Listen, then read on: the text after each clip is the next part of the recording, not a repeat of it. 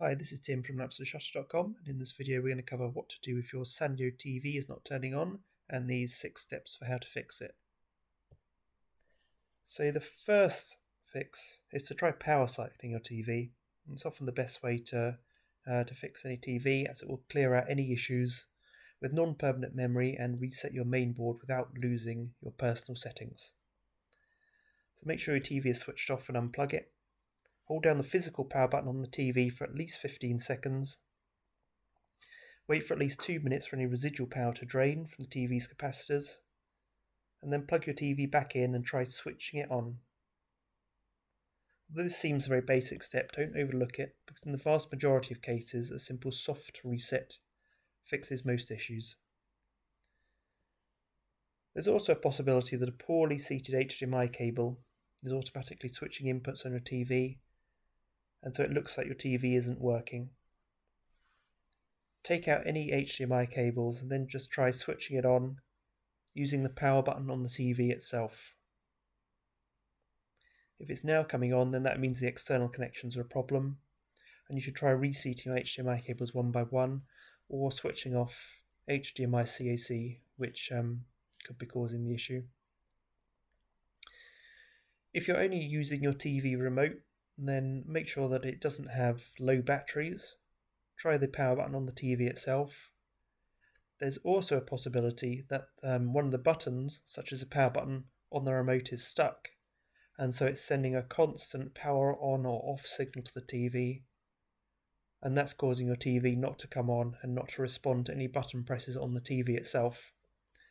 So just try taking the batteries out of the remote and then using the power button on the TV itself to switch it on. Although you might think that your TV won't come on because of an issue with the TV itself, it's often because of a household power issue rather than a problem with the TV. So make sure that your wall socket is supplying sufficient voltage. Remove any surge interrupters or smart plugs. Surge interrupters are a common cause of TVs not coming on. So make sure that there's a direct line of sight between your wall socket and TV. You can also try using a wall socket on the other side of the room. And also make sure to look for damage to the power cord. So in particular, looking for kinks and knots in the power cord. And if you have a replacement available, try that. You should also have a look at the power connector on your TV and confirm that the port's free from corrosion, dirt and dust.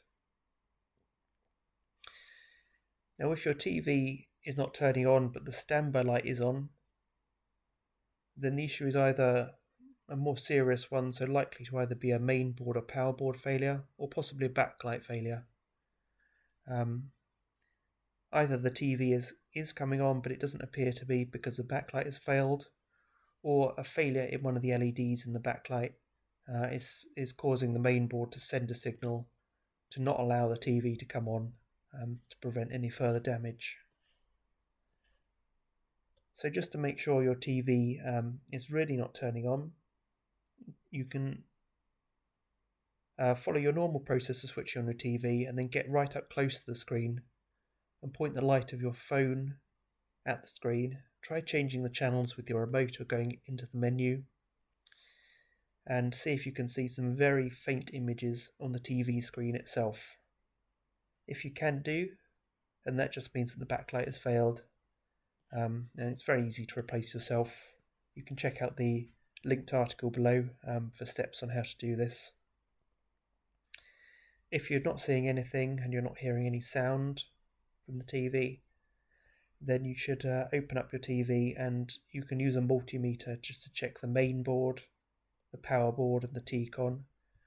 And you should hopefully find a failed component somewhere. You can have a look for any signs of a burnt component, any signs of burning on the PCBs. If you find any, then you can replace the component yourself, either using a soldering iron, or you can just buy a new board off eBay.